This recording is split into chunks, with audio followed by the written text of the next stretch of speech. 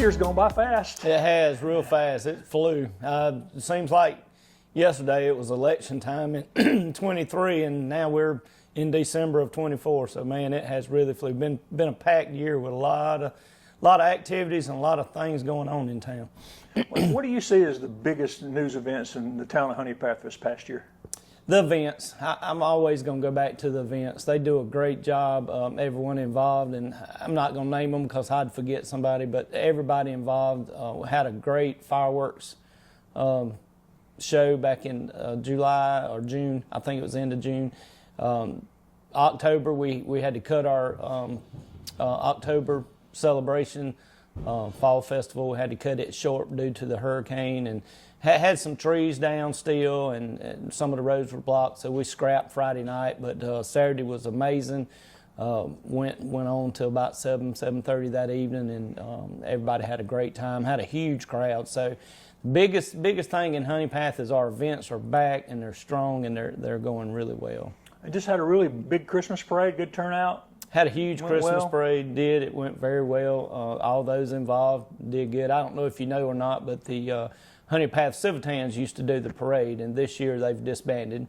I think lack of interest of volunteers in the Civitans, but they turned it over to the town, and I think Jody Lynn Fleming and Sam Gilmer was the ones that really put all the effort into it, along with a lot of other volunteers, but I think those two kind of headed it up. But yeah, it went really well. Had a huge crowd, had a lot of participants, gave some awards away this year for best float and best this and best that. But yeah, really good parade. I was well pleased with how it turned out.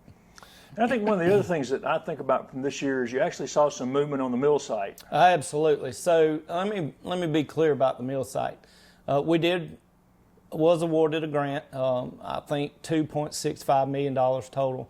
And how those federal grants work is we don't receive a dime of that, and we have not received any money from that grant. So how it works is after we get our RFQs, requests for qualifications, and bid process, and we select, me and council select the demolition crew, and they'll come in and their contract to say once we get a third of this done or something to that effect, will give us an invoice. We send it to the grant processing people, probably in Atlanta, I think, and they'll cut a check for what they've done so far, and we'll get the check and pass it straight on to the demolition crew. So I want to make it clear to people, we have not received any Chiquola Mill cleanup money.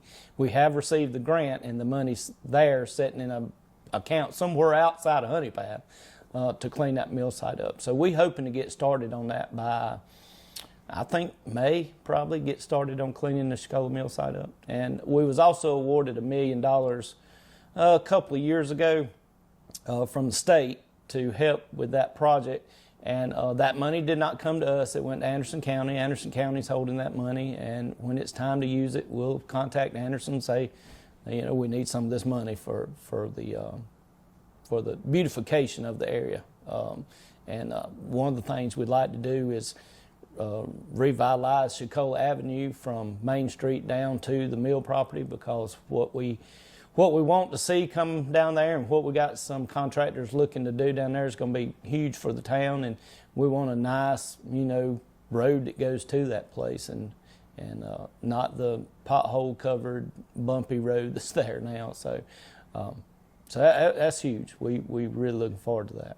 And I think people, like I said, federal grants and state grants are set up to be run by the feds and by the state just to make sure towns don't, not necessarily misappropriate, not just Honea Path, but just that the money goes exactly where it's supposed to go. So they run it through, so you don't have to worry about that. I mean, y'all do the request proposals, get the bids, and then when it's done, you send it to them to pay the bill, right? Right, and we have an agency that's handling that side of the paperwork and things like that. And Anderson County has tons more resources than the town of Honea Path or Ivor or Williamston or Belton. I mean, Anderson's got, you know, way more resources than we do. So I'm glad they got the money, and they'll distribute it and keep up with it and keep the records. And that's one less thing on my clerks here, because they're busy. I don't know if people realize it or not, but at one time there were 5 over there, and through attrition, I've let the office cut down to 3. So it's been running pretty smooth, but they don't have a lot of extra time. They are busy. I'd say about 100% of the time they're over there. If they're not on break or lunch, they're doing something for the town of Honea Path.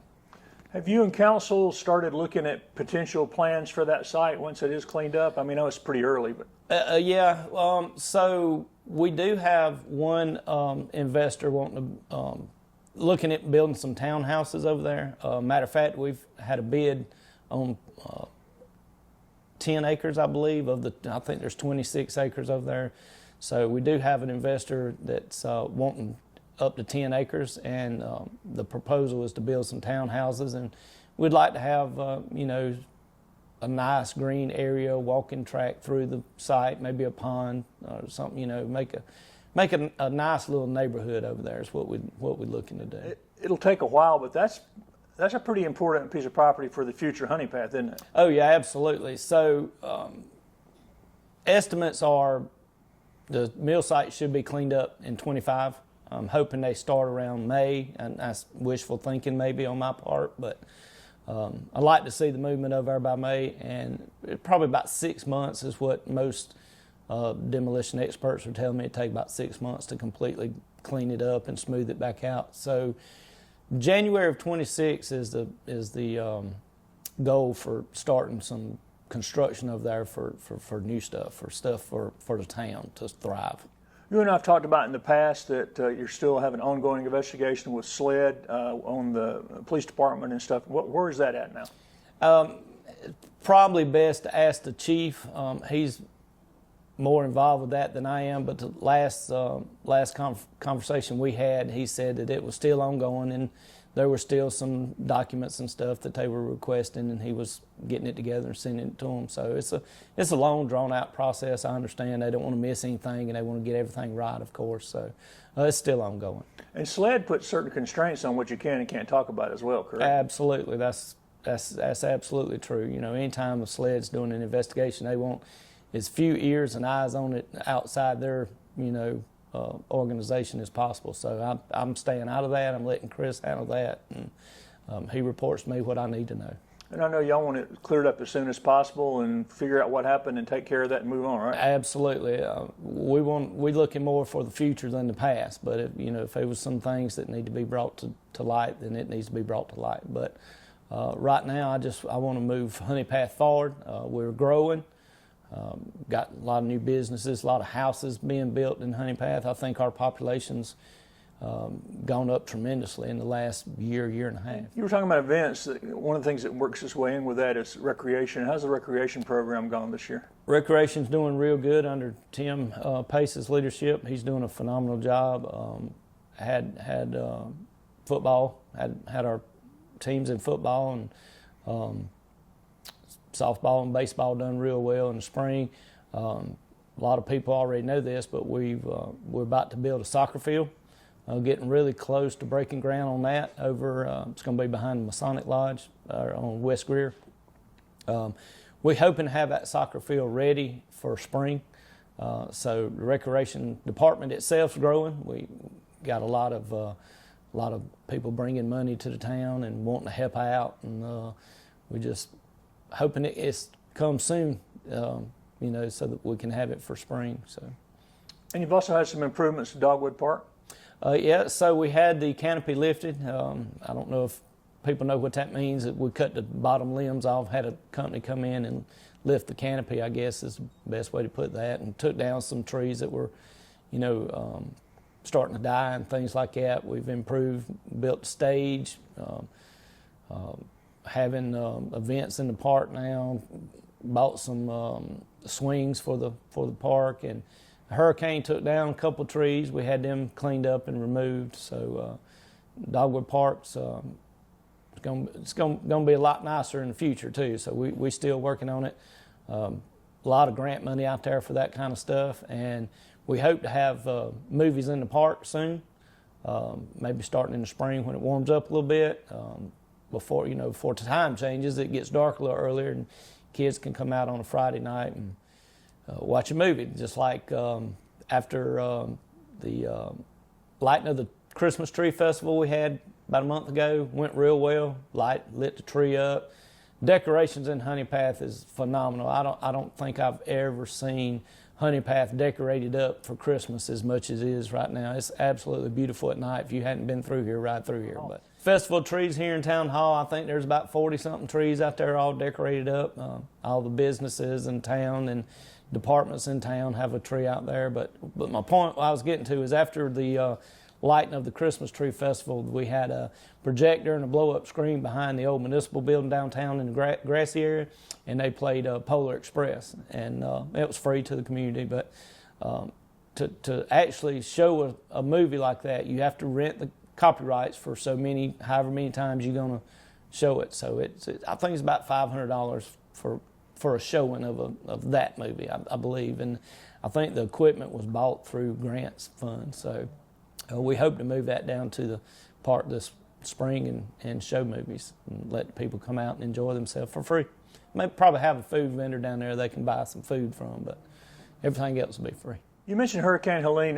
Honea Path may have been hit harder than any other town. Well, I thought that at first too until I went to school a week later. Greenville Tech was closed down the week after because of the campuses had so much damage on them. Some of them did. So. Plus the areas were, some roads were impassable. But riding up through Belton, riding up through Cheddar and Ware Place and Simpsonville, going to school, I don't think we was no less than anybody, but I can't say we was worse. I do know that Princeton Highway between Honea Path town limits and hot spot out on 25, it was blocked in 19 places that morning. So it was a bad storm. Tore up a lot of people's stuff. Buddy of mine, tree fell on him and his son's truck and totaled both of them. So a lot of damage in Honea Path, probably 1.5 million, 2 million pounds of limbs and debris and trees on the road and on people's houses. We had to rescue some people. I was riding around with the fire chief that morning. We were assessing damage, taking pictures, for FEMA if they needed it. And a couple people trapped in houses, had to help them out. A couple houses completely demolished by trees falling on them. It was bad. It was real bad. And has the cleanup is it complete now, or are you still picking up some debris? Or so Anderson County called us for a meeting, and they said it was completely up to the towns, but they had a company that would come in and clean up everything, on the side of the road at no cost to us, because they would keep up with the paperwork and the federal government would pay them back since we was declared a national emergency disaster area. So it was no brainer for me. I called the lawyer immediately and said, hey, this is what's going on. He said, sign it. So I signed it. They've already made their one swipe through and they're waiting for more stuff to be pushed out. And there's a lot still on the side of the road, but they are back in town right now. I saw the truck the other day, so hopefully they'll get it all cleaned up. And I'll let the people that's hearing this know what is left after they finish. The town's crew will come around and start back picking up limbs and debris. I've put a halt on that for now, so this company's going to clean it up for us at no cost to the town, so we're going to let them do it. And the county was saying if you've still got limbs out there, get all the ones you can get out there, because they're once they come and gone, they're gone. They got 60 days is what they had from the date they started. We're at the end of 2024. How's the budget looking for the town that y'all put together? Looks good. We're a little bit above budget in some departments. We're a little below budget, so we're about on budget as a whole, as a town. Everything's looking good. We were able to give our town employees, full-time town employees, a bonus this year.